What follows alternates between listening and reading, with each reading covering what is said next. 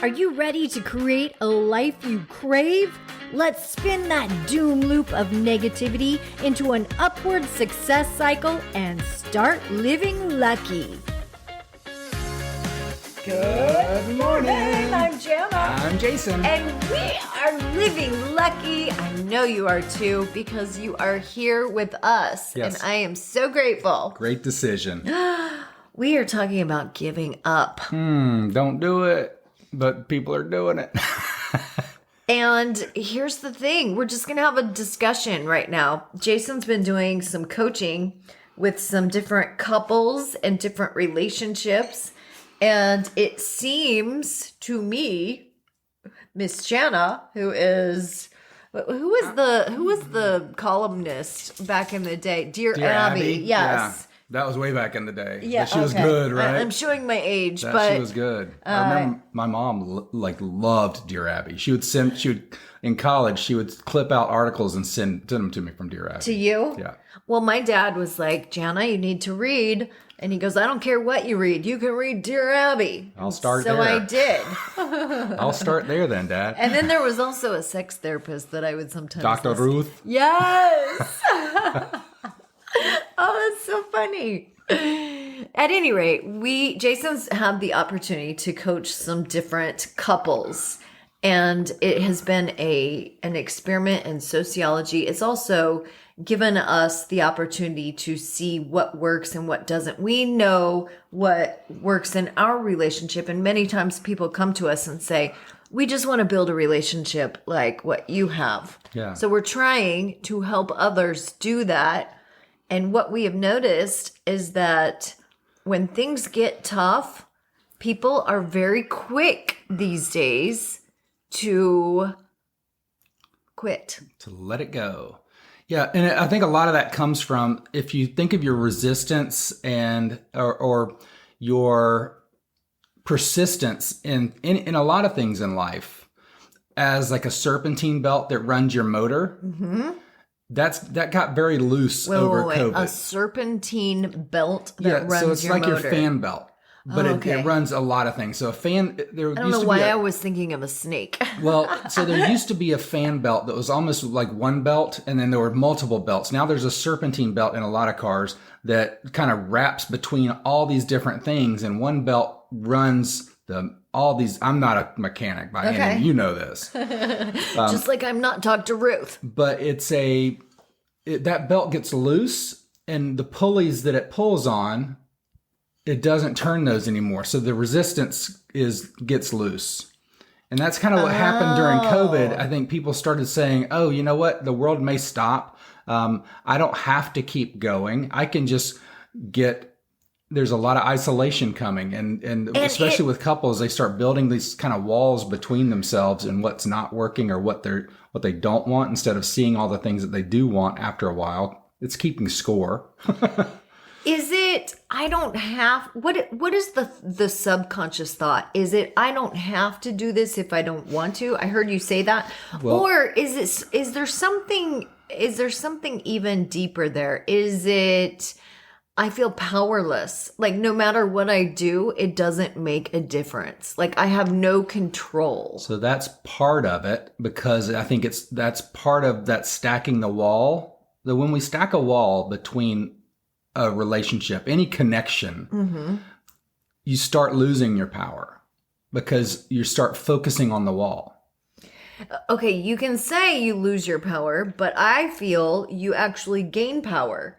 If you think of it in a different way, I feel when you do enter a relationship or you are in a relationship, now it's not just my energy and my expertise and my value, skills. I 100% agree, and I probably didn't articulate. Yeah. So when you join up, it's kind of like the horses, right? The horses that are trained together, and one horse can pull 3,000 pounds, two horses can pull 18,000 pounds because they're working together. But if they're trained together, then they can pull an exponential amount. Yes. The flip side of that is when we start building these walls of walls of blame and walls of keeping score, then we lower that.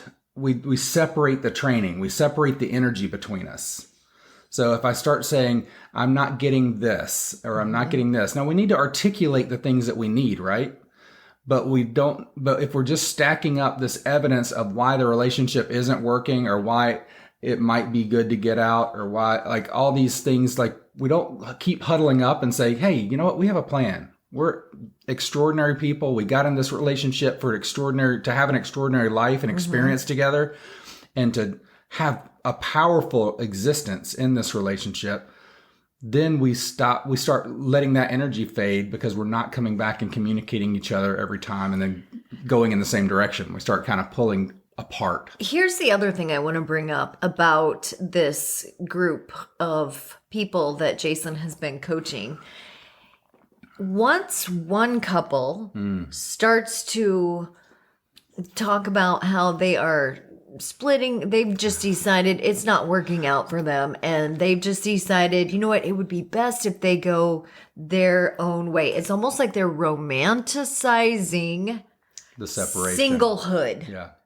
And they're almost saying, you know, it's not that bad. We can still be friends, and we just decided, you know what, this isn't for us. And unconscious coupling. and and it's almost like they have made this so attractive that the other couples then start to head down that path. It's a group dynamic. Yeah, well, they've already built enough evidence for themselves to say, this is the new great for me. Like this is going to be better for me, because we make decisions that we think are going to be better for us. You don't often make a decision that says, how can I make my life worse? And you know, when I watch the group together, even though that couple feels like they're contagious, or they feel like they are being supportive to the other groups, I see them unconsciously start saying, oh, see how he's not respecting you? Yeah. Building the wall of evidence. Do you see that? You would be so much better off if you just decided to go on your own. It's almost like they don't want to be alone over here. They don't want to be the only one saying, do you know what I'm saying? This is just like if you let's say you're not an alcoholic, but you just decide to not drink anymore. This is the same as going into someone's house and them saying, just have a glass of wine with me. Yeah, it's almost like they don't want to. They're pulling everyone down because you think drinking they don't alone, want to look at themselves and have the pain and I don't want to drink alone. Yes. That makes me feel icky inside when I'm alone in my house drinking. It makes me feel weird. Yeah, because really I know that I have a problem too. Yeah. You know what I'm saying? And I don't want to face that. Right now I just want to numb out. So why don't you drink with me? Misery loves company. And there's a saying, and that's the truth in this particular situation. Yeah, because everybody wants a connection. And what they've done is they built up all this evidence saying, I don't want to be connected with you. Yeah, so I find myself like almost hushing those people and saying, you know what? You're tainting the group. Yeah. You're tainting the group. Don't even talk about your situation. And then I'm like, you know what? It's not for me to decide. It's not for me to decide. But on the flip side of that, I want to also bring up the fact that we become like the people we hang out with. So true. So if there is one couple in the group that is saying, forget this, marriage is for the birds, and I am giving this up, that couple is going to influence who we've become. We're always going to have that influence. And I don't know this because I haven't done studies on it. And I haven't even read studies on it. But in groups of friends, I believe that when one couple gets divorced, there's initial shock because it happened in my town. It's one of those things that your neighbors, your closest friends, we do a lot of facade. Like we put this image forward of everything is great, everything is wonderful, because we want to look perfect because we see other people as having perfection.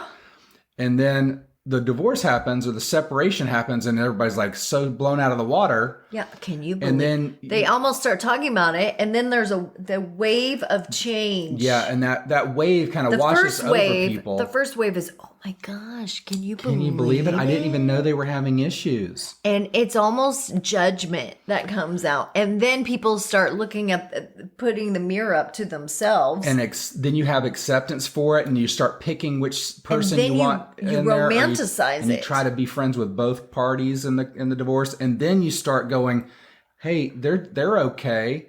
Where are my problems? And am I just settling?" Okay, so here's the step you missed: is not only are they okay, but then they start to try to reframe it. This is so great, even though they're only giving you half the story, half the truth. They're not giving you the birthdays, the Christmas, or that they go home at night and lay in bed and ruminate. Think, "Oh my God, I wish I had someone here with me." Yeah. There's so much. They don't talk about that because they're trying to. Their pride starts kicking in. Well, this is kind of what we see on Facebook and Instagram and all that. Is people are putting out this perfect image, and so everybody else is like, "Why don't I have that?" There's a whole lot in this, right? But you become who you hang around the most, and it's their, I believe, their frequency.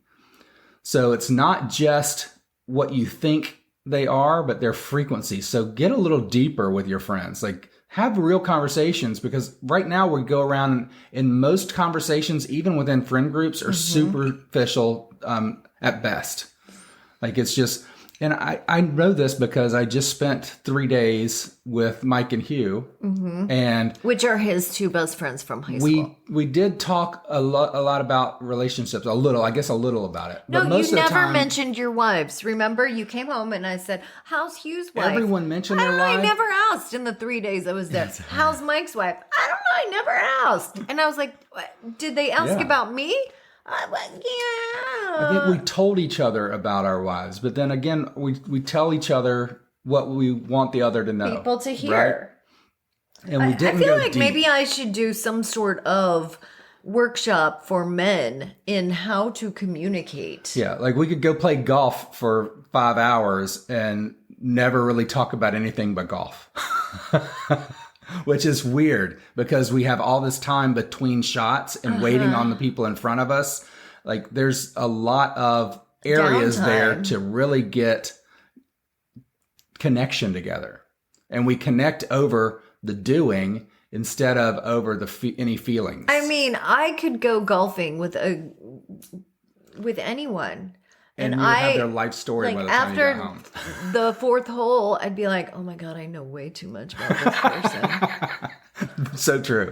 Like, I have totally learned things that what their I didn't dietary need to know. preferences are, what their sexual history is, like which all is of it. why I tend to put up these walls around me, because I'm like, I don't really need to know. Too many people are getting to know, and also too many people are getting to know all of me. Yeah, and I don't want them to get to know me. Yeah. So there's that. There is a community. That's the whole. I think there's a lot of that in the Men Are From Mars and Women Are From Venus book. You know, it's like we just don't communicate. When was the last time you read that book? I don't know if I've ever. I listened to it once. Oh, I read it when I was like in high school. Yeah, back to high school again, when I was trying to figure out.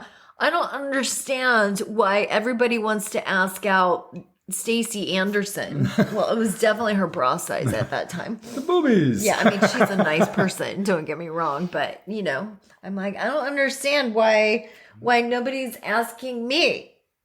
Oh, little petite Gianna. Well, petite's a nice way to say flat. Wait, did you just call itty and bitty petite? Petites? Petites. They're petites. So petite. Oh my gosh. Please forgive us. We're a little bit loosey-goosey this morning.